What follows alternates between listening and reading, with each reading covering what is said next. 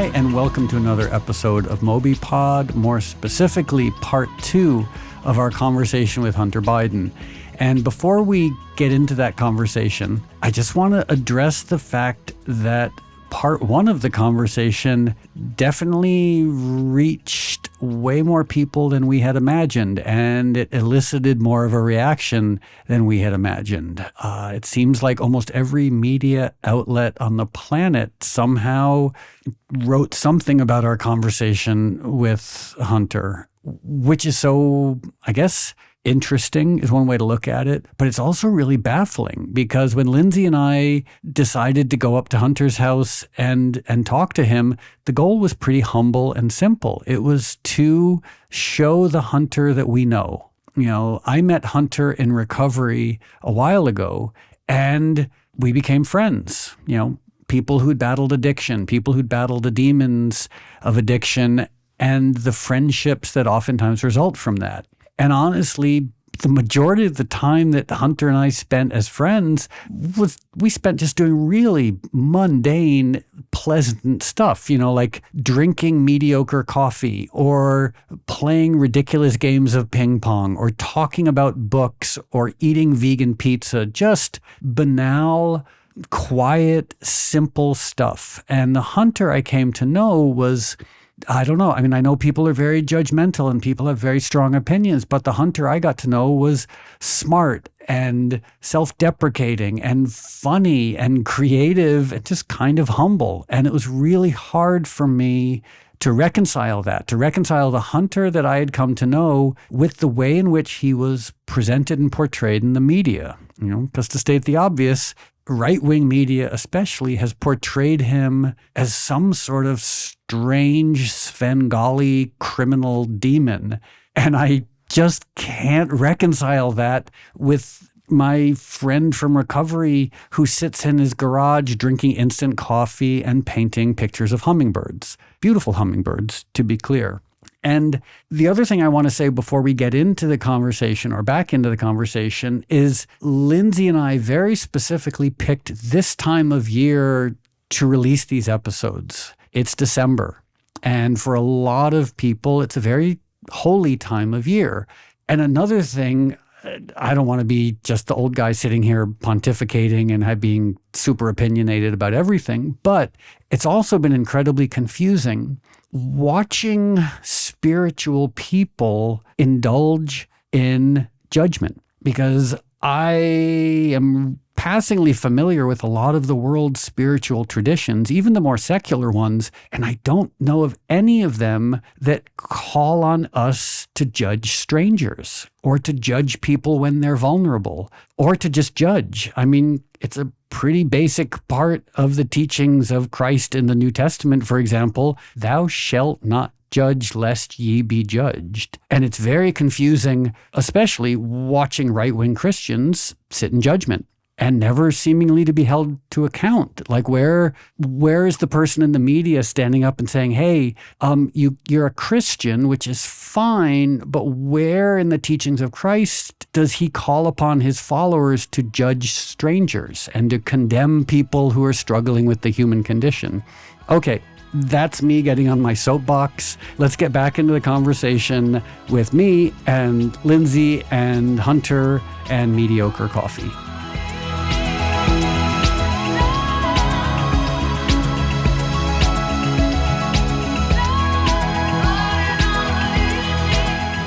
So I just want to go over a few lighthearted things while we eat our vegan cupcakes.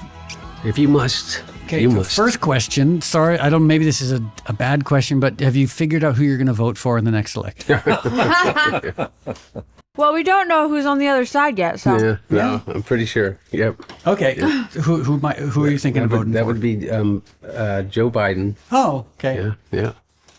You guys have the same last name. Yeah, exactly. So weird. It's so weird. What are the odds? And then, so art as refuge. Yep. So how many paintings do you think you make in a year? Oh, at least 50. And where can people see them? At the Bergès Gallery. George Bergès in New York is my gallerist. He's a wonderful, wonderful person. Has become an incredible friend and ports me in ways that just are just his insight into art and the direction I go with paintings. And he's just always so positive about everything that I do. You know, he makes me feel like every piece of art that I send him is a masterpiece, which is really cool to feel. But it actually, they are. That's because when I think actually the first time we met was at the gallery that the show that I did at Milk Studios. The show at Milk They're Studios. wonderful people. And I didn't look at your work before I went, and I walked in and was honestly, I was overwhelmed with how beautiful your work was and how it seemed to kind of glow from behind and jump off of, you know, whatever you had painted on. Yeah. It was incredible. I was so impressed and surprised by how beautiful and detailed and emotional your work was. No, that makes me very happy to hear. Thank you. But my question is, when did you start painting? How long have you been doing this? Well, my whole life I've painted. My whole life I've made art. If you know anyone in my family, it would tell you that they know since I was a kid that if I had my druthers, I would be an artist. And, you know, but then life interrupts those kinds of dreams for some people, not for Moby. You know, and I mean that in the best sense of the word, is that people, I so admire people that have the courage at a young age to do what is absolutely the most difficult thing, which is to make yourself vulnerable to the world through something that is as important and central to your being, personal, as your art. And that's why I have great respect for all artists that have the courage to do that. I wish we were filming this while you were paying me that, what was sort of a really lovely compliment. I had food literally falling out of my mouth. So that's about as much as I think that you respect anything that I say. No, I respect everything you say. But I really do. And so for me, I didn't, for whatever reason, you know, do that. I didn't take that courageous step into sharing my art and my imagination with anybody outside of maybe my brother and some other people that I trusted that were kind of unconditionally say that's amazing. And so I always wrote poetry, and I've always painted. I always tried to carve out a space and wherever I lived to be able to do those things. But I also had a job, and I was a lawyer. Like, I look at your art and I see, like, there's a Georges Seurat. Who are some of your favorite visual artists? Well, let's see. I think that one of my favorite artists is Bo Biden, is baby Bo Biden. Mm-hmm. Thanks, buddy. I love you, buddy. Thank you so much, Bo. But when I was growing up, one of the coolest places that I liked to go to all the time, because it was 20 minutes from my house, was the Brandywine River Museum. And the Brandywine River Museum was started by the Wyeth family. And I love the work of not just Andrew Wyeth, but also his son Jamie, and in particular N.C. Wyeth, and a lot of his illustrations. And they are not necessarily reflected in my art, but that was my special place to go, even as a kid. It's amazing. Okay, so you grew up in Delaware. Yeah. What town? In Wilmington, which is right on the border with Pennsylvania, in Chatsford, where the Wyeths in that area were from. And then I love David Hockney, and I particularly even grew to love him even more when I came to California, and his paintings that are reflected in the Hollywood Hills and where he lived, and his incredible landscapes of these distorted landscapes of like Mulholland Drive and things like that I think are just absolutely fascinating. I also think that David Hockney, his longevity and his willingness to experiment and do things as relates to photography and what he's doing with an iPad right now as he's become older. He's still alive, and I believe he still lives in L.A. No, he's living now in Normandy. Oh, okay. And anyway, so there is David Hockney. I love an artist named Richard Diebenkorn, who is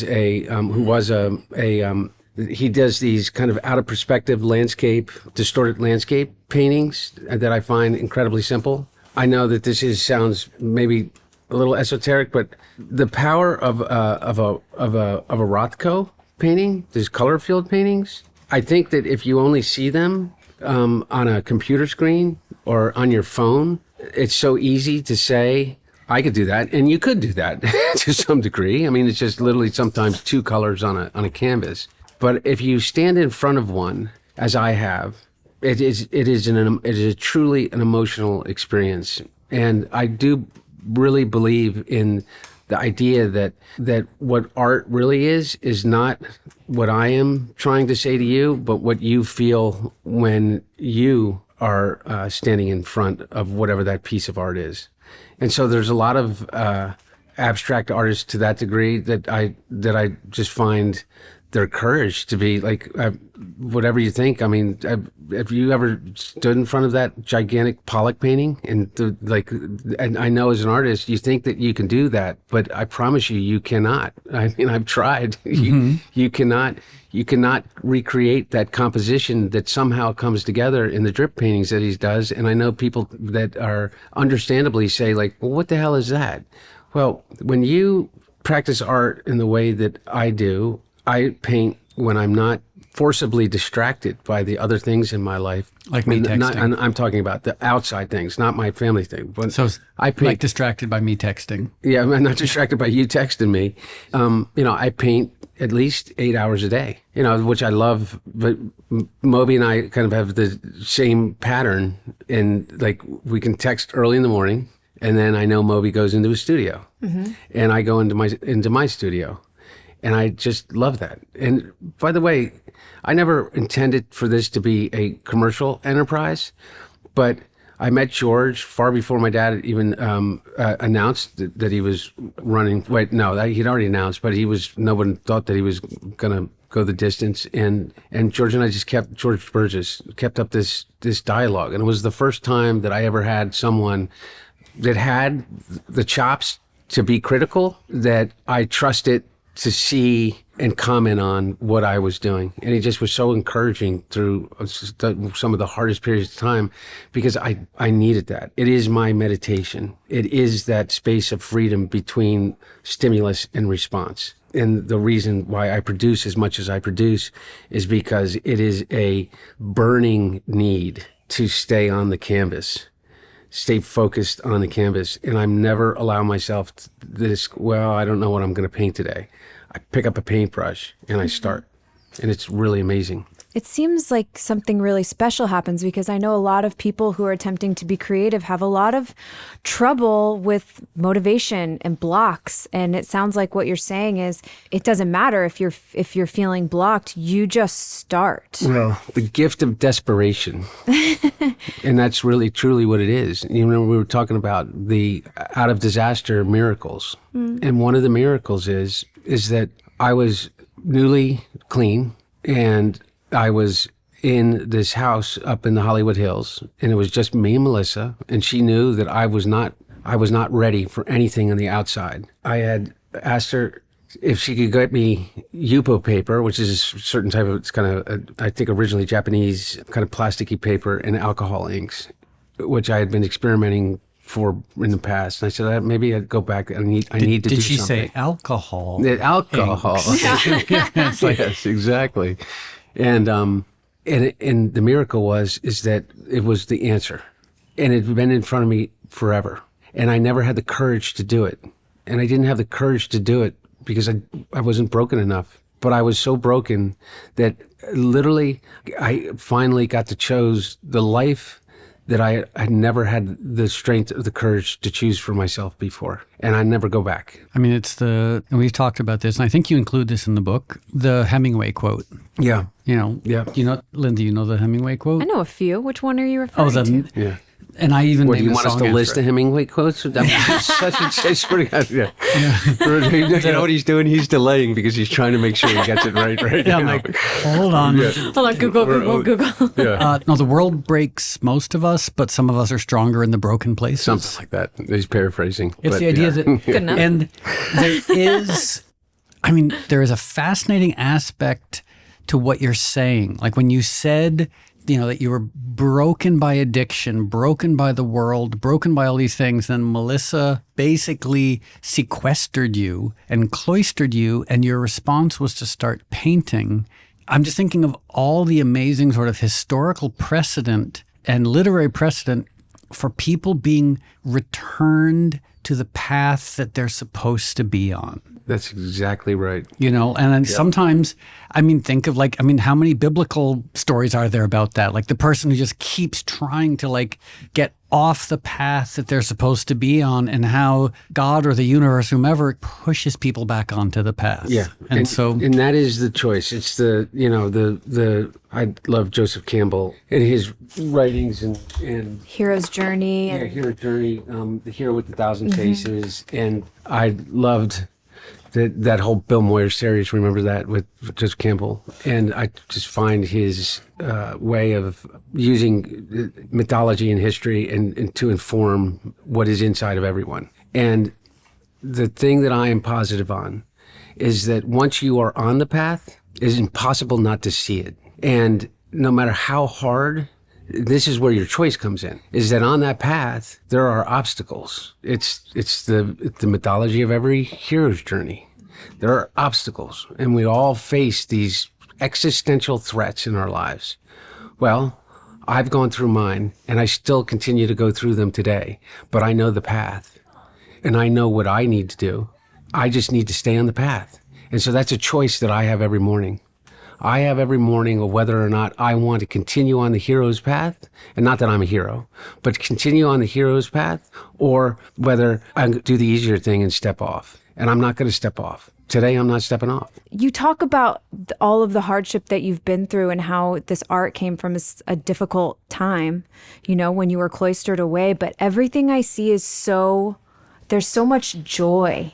Yeah. In your art. There's so much beauty and brightness. Yeah. Yeah. It reminds me a little bit, Lindsay, I completely agree. One of our shared dear friends is Robert Russell. And during the pandemic... Who, by the way, is one of the most amazing artists alive. Brilliant. Truly brilliant. Yeah. Yep. If I could do what Robert did, I would die a happy man. He's amazing. So during the pandemic, I think I don't want to speak for him, but he was faced with a lot of challenges, as a lot of people were during the pandemic, but also some existential challenges about, his career, aging. And he was in kind of, I think, a place of struggle. And he produced those teacup paintings, which they sort of need to be experienced in person because they're gigantic. But it reminds me in a way in terms of subject matter. Because one of the things I love about art, and this is very self-evident, is that everything is intentional. The choice of the subject matter, the size, the color, everything is the artist's intent. Even if it's abstract, even if it's, de Kooning or whomever. So when Robert painted these teacups, they're so big and they're so powerful, but they're so delicate. And I love, for example, the whole time we've been talking, over your shoulder is a giant luminescent hummingbird. And there's something so symbolic and beautiful. I don't know if it's, sorry, I'm rambling on like a crazy person. I've had a lot of caffeine and some vegan cupcakes with sugar. So, and you're Moby. And I'm a lunatic. Inbreeding and syphilis are a bad combination. Oh my God. So the hummingbird behind you. Yes. Why is it there? And can just maybe when we wrap up with this, just tell me about that painting, because the whole time to me it seems weirdly. There's just such a symbolism, but I'm asking you a question, then I'm the one answering the question. So rather than me ramble on answering the question. I get it. Yeah. Yeah.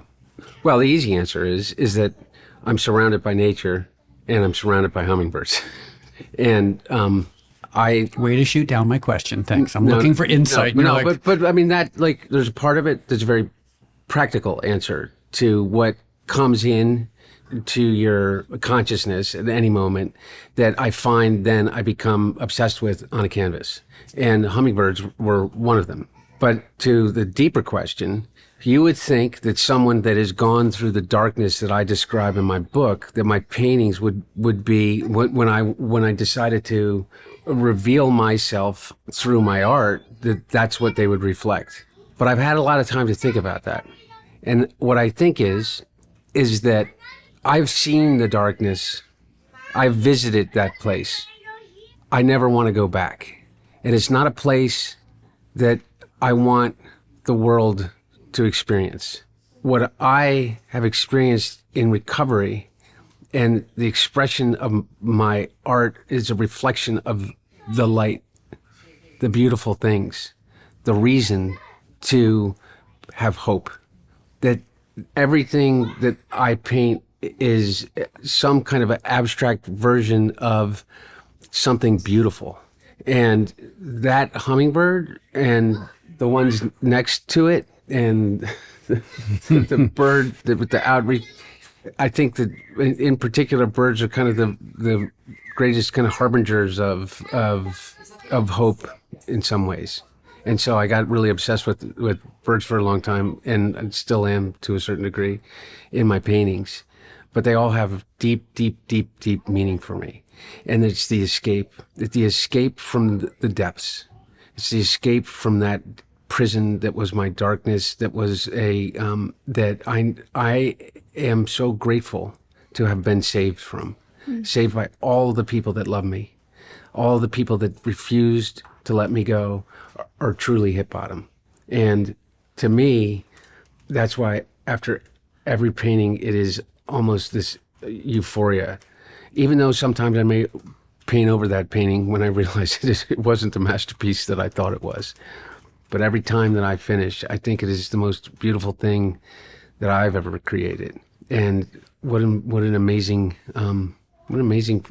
thing to be able to do with your life. I feel grateful and just so filled with gratitude. And by the way, gratitude that you said all those beautiful things about it too. Thank you, Lindsay. Yeah, Thank you. I think I just have a question. I would say, I mean, as you know, and I think your book was this incredible act of service to anyone struggling, because I think that, coping mechanisms that are toxic aren't always a drug addiction.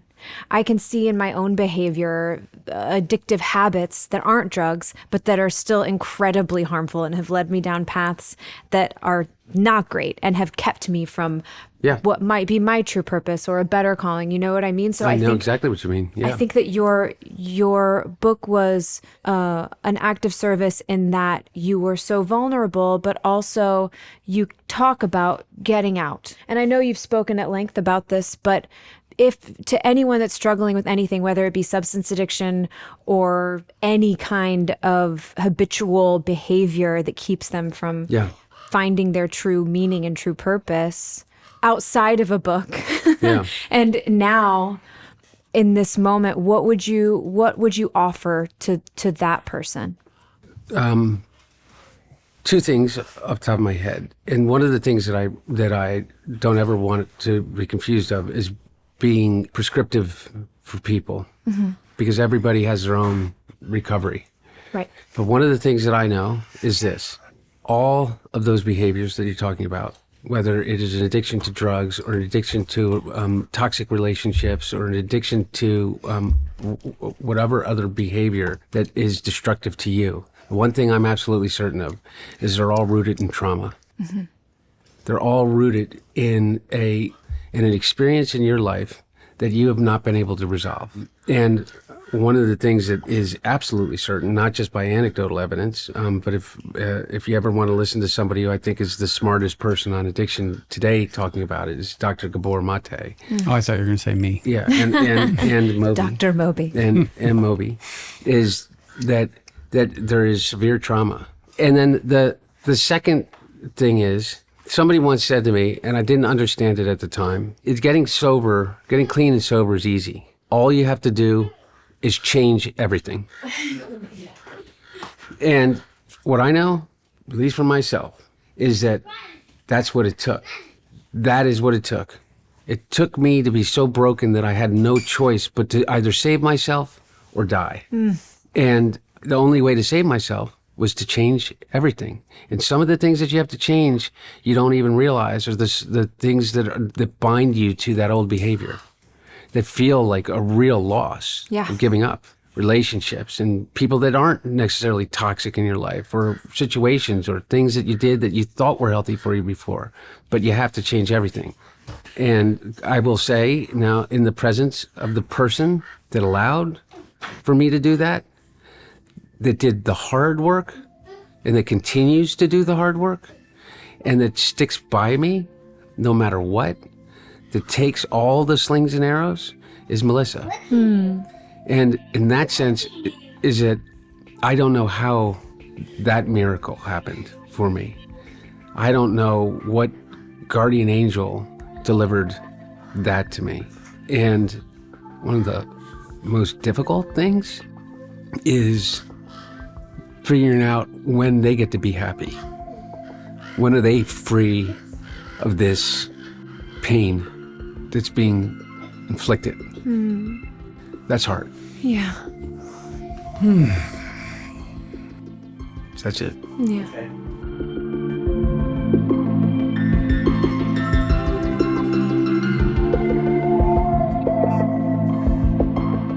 Thank you for joining us for this 2-part episode of Moby Pod with Hunter Biden. And as the year begins to come to a close, we will have one more Moby Pod episode, I assume, in a couple of weeks. And hopefully it will be interesting or relevant or transcendent or transformational or ridiculous or funny or all of the above or none of the above. I have no idea because we haven't figured out what our year-end episode is going to be. But thank you for joining us. And just lastly, as the year ends, it's been a stressful couple of years. The human condition is stressful for all of us.